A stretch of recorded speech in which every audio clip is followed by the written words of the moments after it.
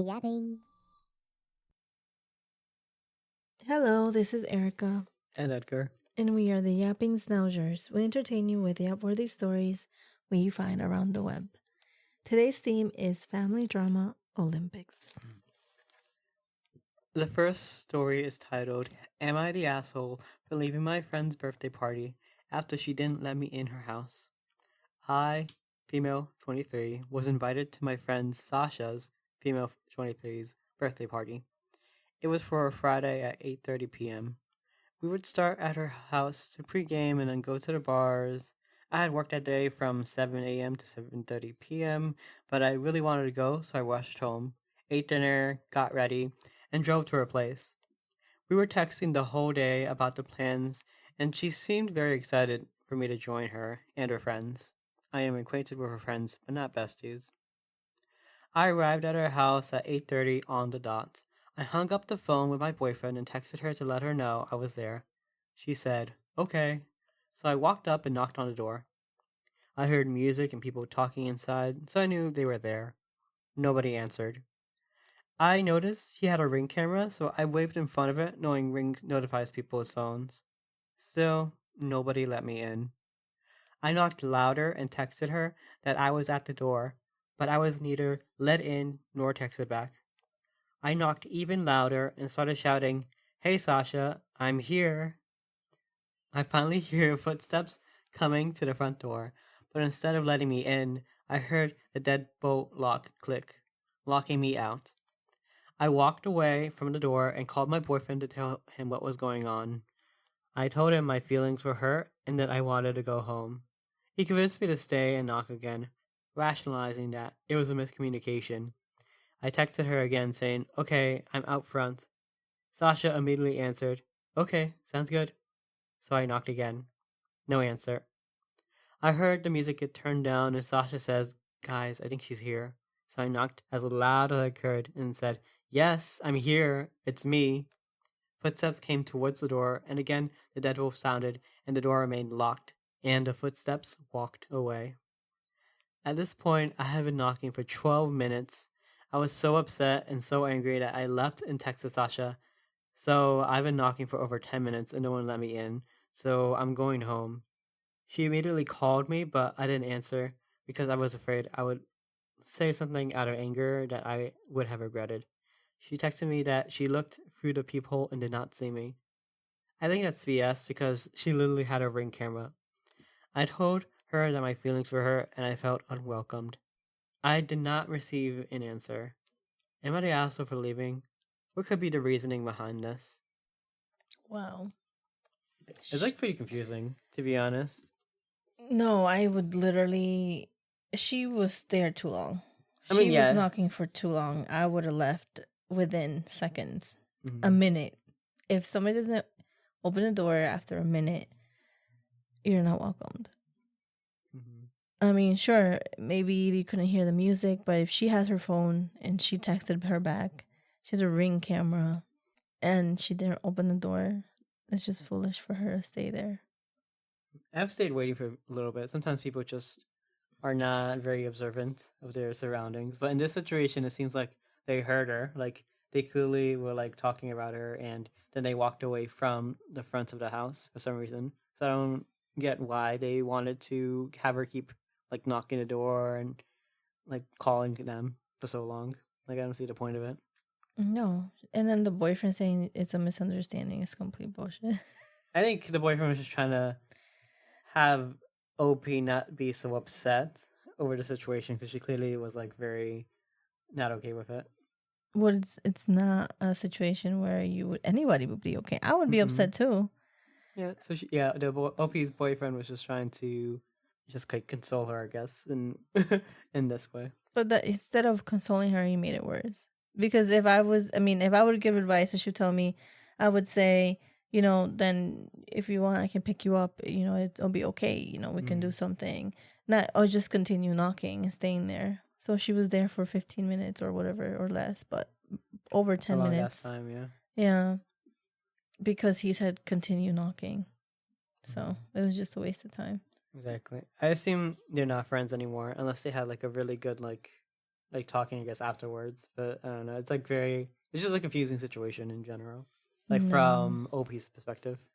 I definitely think that she's not a friend. The top Mm-mm, comment is actually Sasha is not a friend of yours.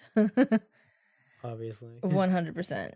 She deserves better, I think. And I mean, I understood when you were reading it, maybe because you found it confusing, but no, I think it's ridiculous that she would do that, invite her, and then shut her out and lock the door. hmm I mean, yeah. At that point, if you heard like the door lock like very loudly and very aggressively and obviously, you just leave at that point because Yeah. clearly they just don't want you there. And I mean, I guarantee you somebody heard her knock the door. mm, I know the music is loud and everything, and then but still, you could hear a knock.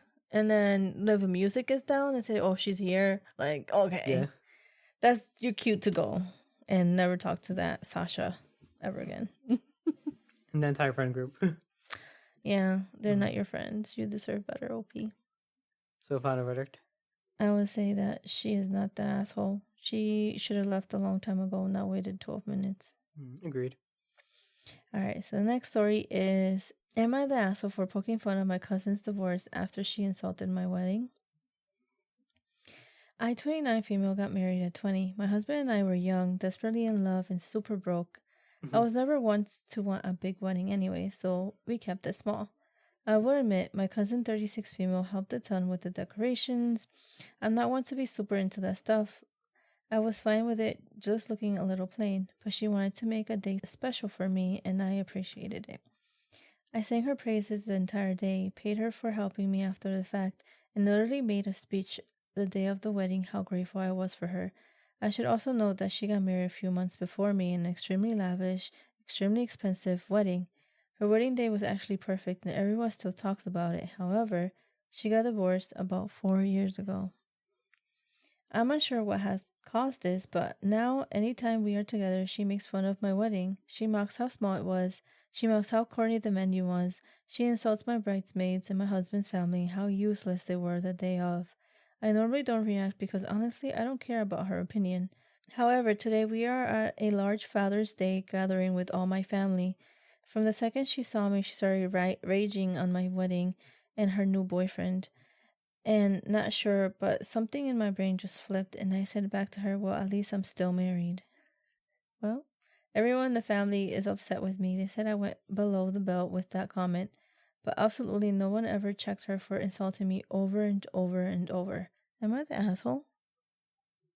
I would not say so. I mean, she basically had it coming for her, like basically poking the bear the entire like time that she knew her with the wedding, and then like also just to have a divorce on top of that. Like I would be very low key afterwards. Like yeah, I know it's gonna bite me in the ass soon. Exactly. I mean, did she help her just so she could have something up her sleeve? Like, there's people like that literally do good, well, do something good for you, but then later on be like hold it against you or say, "Oh, but I did this for you," and then you ever had people like that in your life? No, I'm pretty good with screening people out. I wouldn't say I had people like that, but there I've heard of people Mm, always using it against them, or he's like, "Oh, well, I did this for you. Now you have to put up with me for this," or it's just one of those things where you have to really be careful with who you surround yourself with.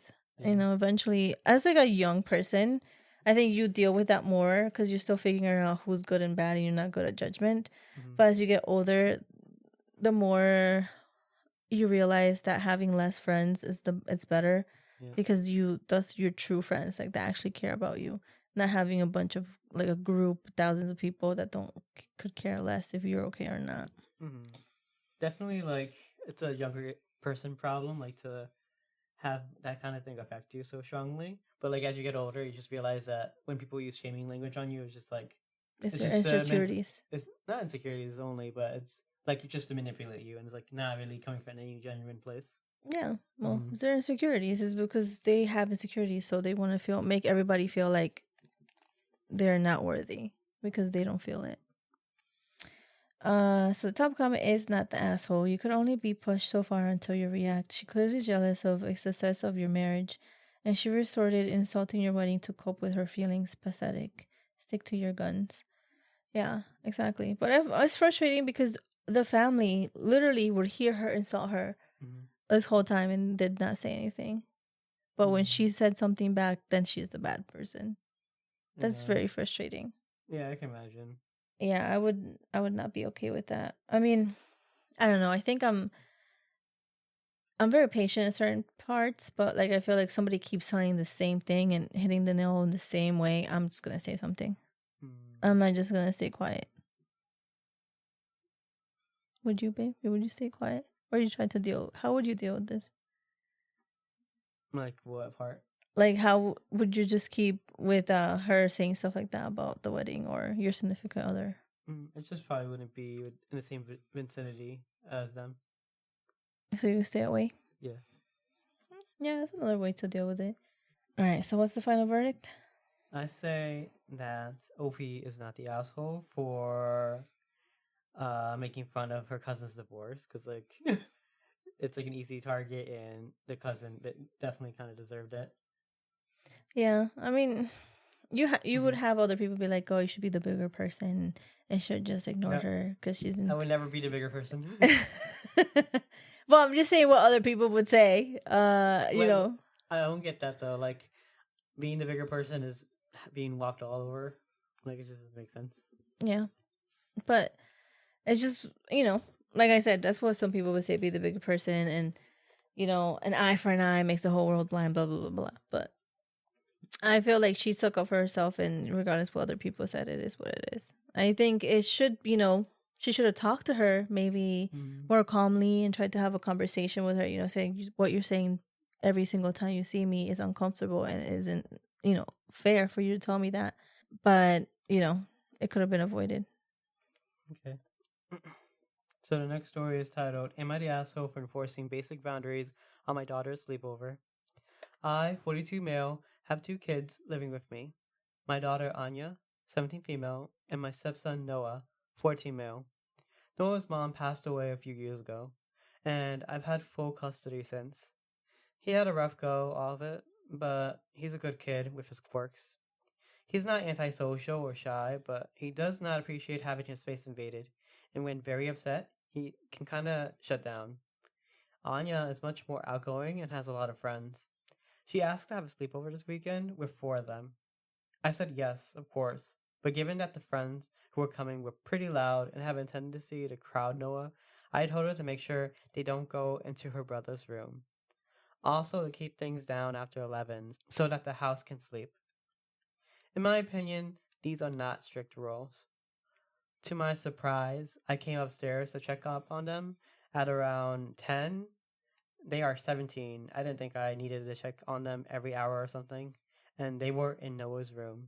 And they looked like they'd been there for a while. 2 were literally sitting on his bed with him there. One of them was flipping through his sketchbook. Another was messing with his other stuff. And they were all kind of giggling in this weird way.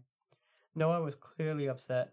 He didn't say anything or move, but there were tears in his eyes, and he didn't respond when I tried to talk to him. I told the girls to get out there and that I was calling every single one of their parents. Anya was very upset with me, but I told her that I gave them 2 rules and they failed spectacularly.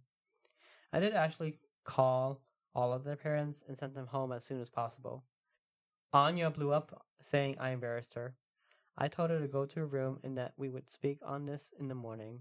I spent about 20 minutes with Noah before he decided he wanted to cool down on his own.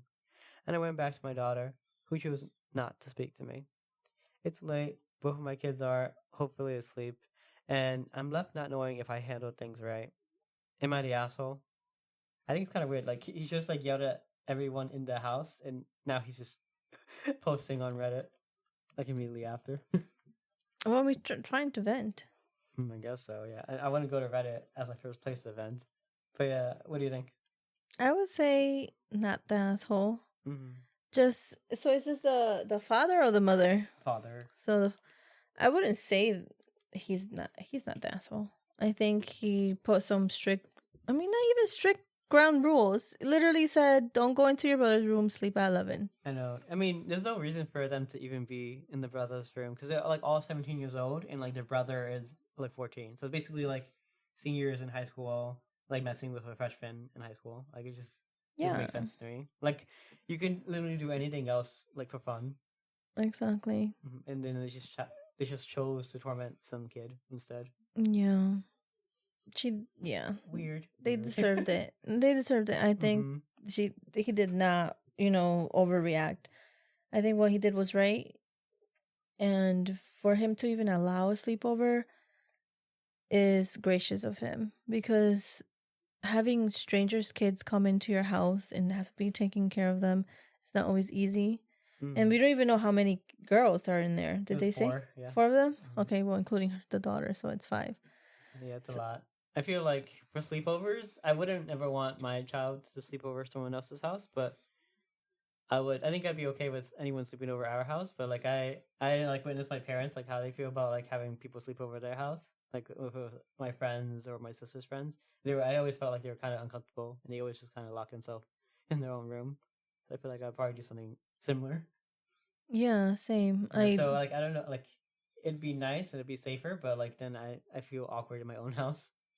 Yeah, so maybe that's how her brother felt, and he's still in a teenage years. Yeah. So having 5 girls, including his sister, bully him or look around his stuff and blade his face is so not okay. Yeah, and I agree with you without having like another sleepover, because you never know around this age. It's important to have your child's safety. Yeah. But yeah, so I don't think he overstepped at all, and he needs to have a conversation with with Anya, right? Mm-hmm. So she shouldn't be doing this. She should have followed the rules if she wanted to have fun with her friends.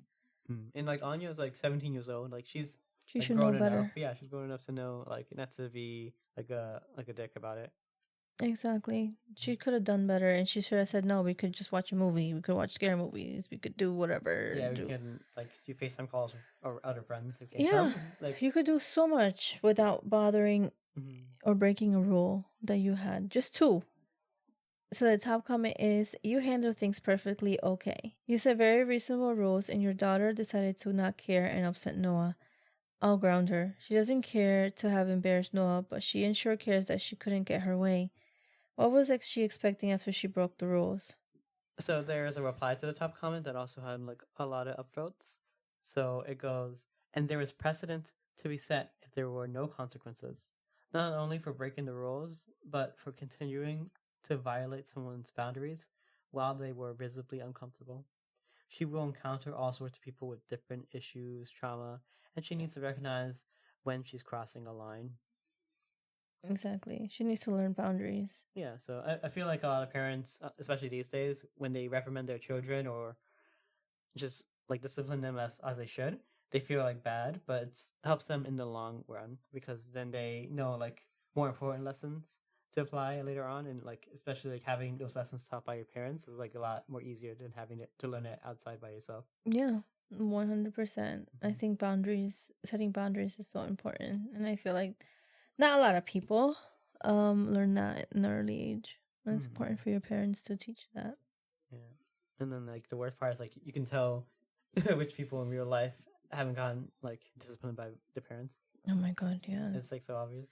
Yeah, it really is. You can tell when people are older. You remember we went to a graduation today, and right behind us there was like people like honking their horns, and like so there was like a guy and his wife, and the guy was like daughter, yeah. And then the guy was honking his horn like really loudly in the graduation, and the wife's like, "No, stop it! It's like too disruptive, or whatever." And the guy's like, "What? This is a graduation. I can do whatever I want." People honk their horns, and they honked it like do. Yeah. And then like everyone around was like visibly like annoyed, and then the wife was feeling a little bit. I imagine she was very humiliated. Yeah, because she felt the stares and the daggers that everybody was giving them, and he could care less. He was like a child, honestly. It was like an adult child that could not handle or be mature. Yeah, he didn't get beat by his wife, but he didn't get beat by his mom or dad growing up. No, it was definitely. And he was like, "Oh, this is a memorable." The fact that it really upset me was like, "This is a memorable event. Everybody's gonna remember this. This is okay." You're Yeah, literally I'm gonna remember how annoying you were. exactly. You're disrupting it because people would be trying to sing or people were trying to say names and you couldn't even hear anything because all you could hear is the honking. Oh my god, it was so frustrating. If I ever become president or someone with a lot of power, I make sure that honks all over the world are banned. You're so especially funny. in graduations, especially in anything where I am going to be attending. Oh my god. Yeah, no, I mean, I've kept covering my ears because it was just so bad. My mom was like, "I have such a big headache," because she was more closer to the guy too. But yeah, so anyways, back to the main thread. A final verdict on OP. I would say not the asshole. He did a good job. He did good parenting here. Definitely. Not She the deserved asshole. to be embarrassed. Alright, so the next story is he broke my daughter's heart, so I canceled his wedding. And I mean, he really hurt her deeply. She supported him financially so he could concentrate on college, working her ass off at a garden center while I was going to college full time, paying the rent, groceries, utilities. As soon as graduation was over, he not only broke up with her, but left her with everything in their apartment to deal with while he went to Europe summer trip with a female friend. We all had to clean up his literal messes so she could get her deposit back. They've been dating for 4 years and she was crushed. For some bizarre reason, a few months ago, we received an invite to his wedding, 4 years after graduating, almost to the day. And so did my daughter. What a stringy turd. So I called up the wedding venue last Monday, 6 days before the wedding, told them I was the mother of the bride, and canceled the venue. I told them the entire wedding party had COVID and would need to reschedule after a later date. So just apply our deposit Holy crap. So just apply our deposit forward if possible. They were quite kind and said just give us a call when you're ready to reschedule. The wedding was supposed to be this past Saturday, so I drove by and there was no one there. I haven't told anyone else I did this. It'll just be our little secret. I mean, totally dick move, but it's understandable. Considering like how much of a dick OP's daughter's ex was in regarding the entire situation. So definitely Clamor on his end. Yeah, but thinking about it, I feel like it's not really that easy to cancel wedding. I feel like in order to you reschedule or do anything with the venues, you need to have a certain code or need to have it's a little bit more tight, like the security for that. So is your BS detector ringing right now? Yeah, yeah. I mean, like a lot of these Reddit stories, they're like hit or miss. Either AI generated or it's just someone like, oh, I wish I did this. But yeah, I mean, if this was true, that venue needs more security. But I mean, I've never been married, and we went through a whole venue and all this stuff, so I don't know how all that thing goes. I would say I mean, anybody could cancel your wedding then, you know what I mean? So that just don't invite anyone that you've like wronged. I'm not gonna invite my mortal enemy because he's gonna come in with like a carriage or like with an army, even swap my venue. Yeah, I would say it might be a fake, but then again, it would be nice if I mean, I wouldn't say I think that's a little bit too much. I get that your daughter got hurt, but I mean, you must feel like a badass. I mean, he might, but I think, it is what it is. What are you going to do? Just let your daughter find somebody else better? So the top comment is, I don't believe it would be this easy to cancel wedding, which is my exact thought. Yeah, I mean, some of the other comments I've commented that some it depends on the venue. Like some are easier than others, but yeah, as we both suspect, it's probably a fake story. So yeah, final verdict if this did happen. I would say yeah, the OP was definitely an asshole, but I mean, justified.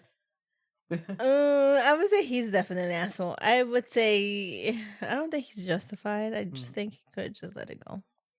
I mean, yeah. Ultimately, like he ruined financially that whole family, and like that poor girl had OP's daughter's ex like family, like they had nothing to do with the situation. Exactly. They're down like a few, like 20,000-40,000 grand. Yeah, depending on how much you spend. Yeah. So yeah, the next story is titled, My Mom Said I Was Punishing the Family by Not Coming to Dinner after they invited my ex without telling me.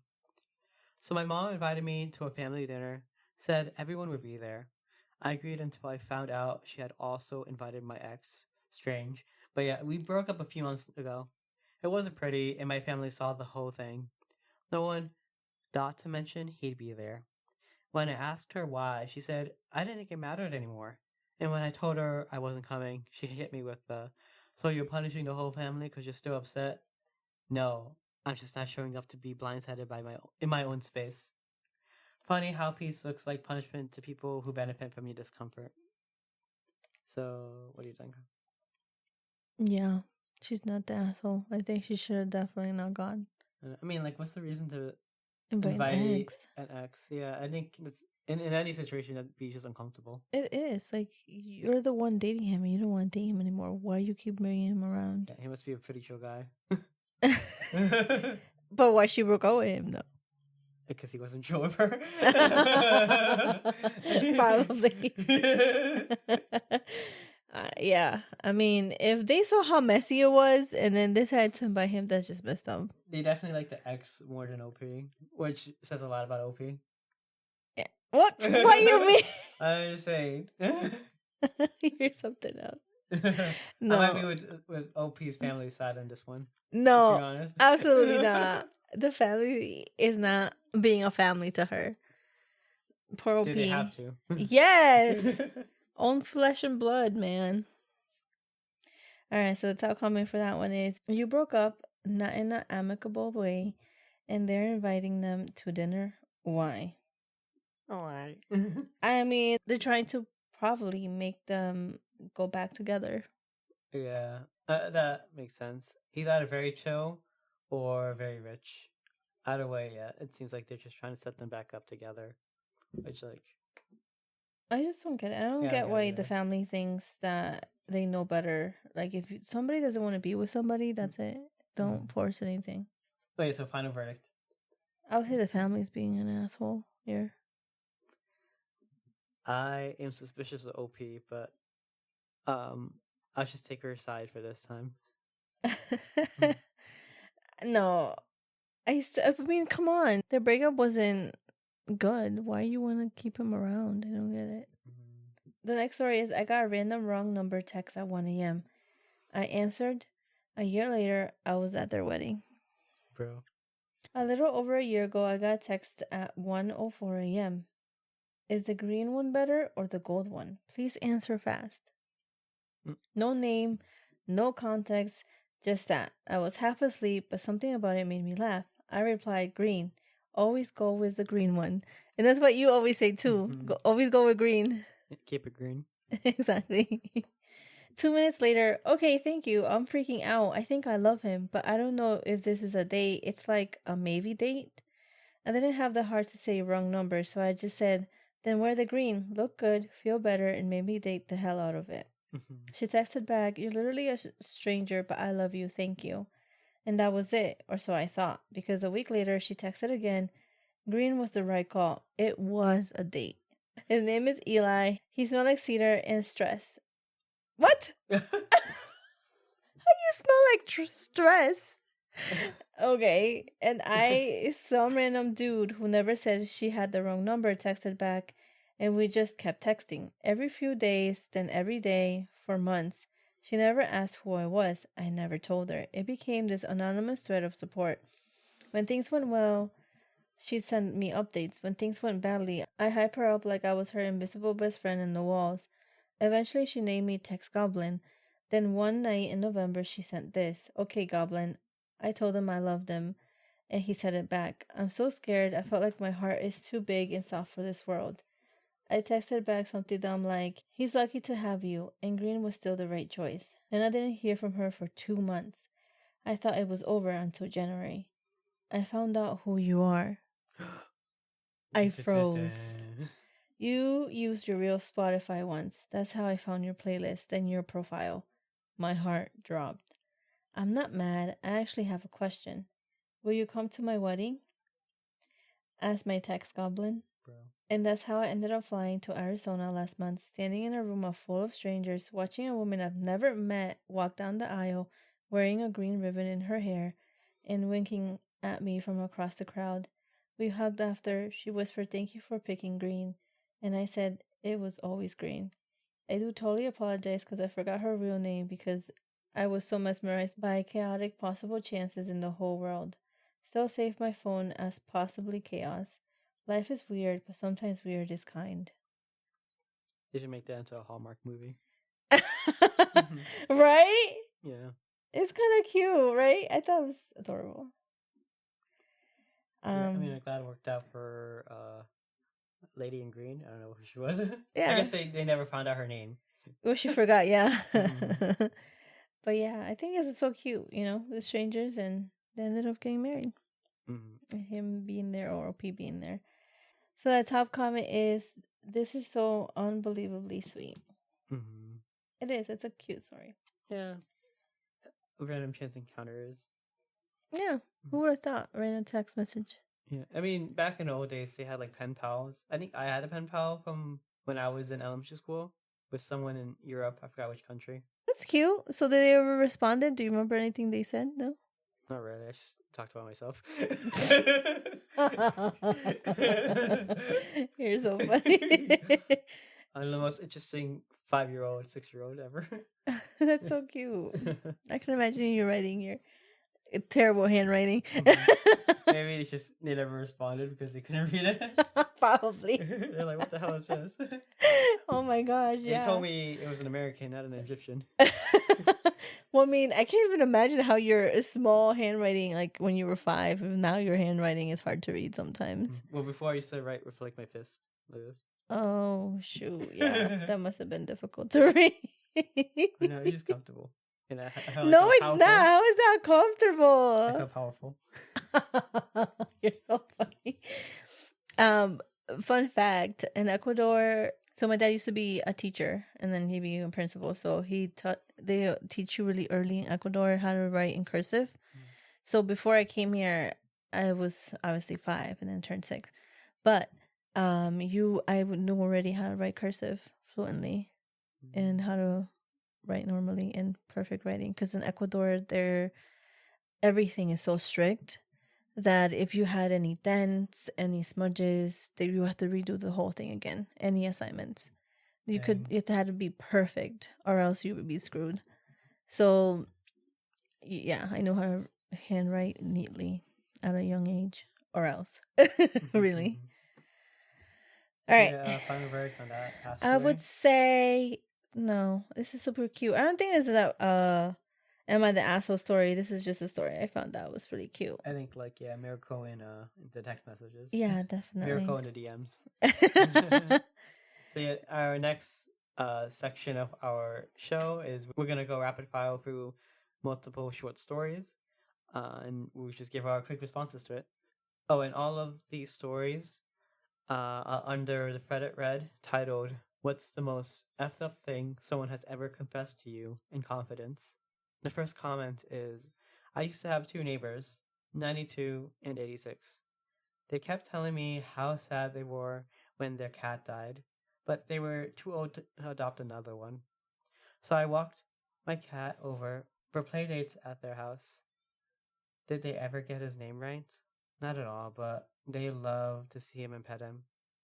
I moved away and think about them a lot." Isn't that cute? That's just a confession. What was he confessing? He was just confessing. I don't know. That was just one of the comments. I thought it was cute. Cute, but not a confession. If someone was dying and this is what they told me, I'd be like, okay, just die faster. You're something else. I'd be like, this is so cute. What's your cat's name? Oh my god, you're something else. Anyways, the next story is, I was in my early 20s sitting on a bus station in Portland, Oregon, when a woman next to me, out of nowhere, mid-cigarette, turned and asked, "Do you know what brains smell like?" I just about shit my pants. I was too young and too polite to get up and walk away, so I stayed frozen while she calmly told me how she got beaten by her boyfriend and apparently took a pipe to his head, spilling his brains all over the floor. Then she looked surprised and said, "Don't tell anybody." Yeah, that's one etched in my brain forever. So what do brains smell like then? Like death. I don't know. Because that's the only way. I felt like this was like a punchline being set up, and now I'm unsatisfied. Well, I don't know. I'm gonna have to Google this or like ask ChatGPT. Well, I mean, the only time you should be able to smell brains because either you're a neurosurgeon, or you're dead. Mm-hmm. So I would say death. At that point, like, yeah, I'd just be like, I just make sure I get the answer so I can at least tell a better story than this dude. Dude, that's creepy. I wouldn't want to ask anything to that person. I would be in shock. I would be scared to even look at her in the eyes. You gotta power play those kind of people. You gotta out-creep them out. Yeah, okay. Out-crazy them. Now, that story is my ex-mother-in-law telling me a childhood story about him when he bit a chunk out of a neighbor kid's chest because he was mad. She laughed like it was some Kodak moment memory. It told me all I needed to know. I mean, yeah, that's just crazy. Exactly. I bit someone's like chest like cleanly off. LOL. That's insane. I would never look at someone the same way again after that. Absolutely not. Mm-mm. I would buy. Literally, this is why it's her ex-mother-in-law. Yeah. She left. There's some sort of like human sacrifice thing. I wonder if it's like a... No, I can't say that. But yeah, I mean, the fact that she thought it was funny or a Kodak moment is kind of insane to me. Like, it was just another thing that happened. Like, oh yeah. He just bit off some flesh, but you know, it's okay. Just kids being kids. No, like, what? I would be freaked out too. I'd be like, bye. That's all the stories we have today. Thank you for tuning into this week's episode. Check out our website, www.yappings.com, and join our mail list for updates. If you love our podcast and want to support us, subscribe and share to your friends and family. We will appreciate this so much. Also, we have a Facebook group called AITA-Relationship and Family Drama, linked in the description. Join so you can share Am I the Asshole posts you like, or share your own stories for us all to judge. We may even read a few posts in one of our episodes if you're lucky. Thank you. Bye.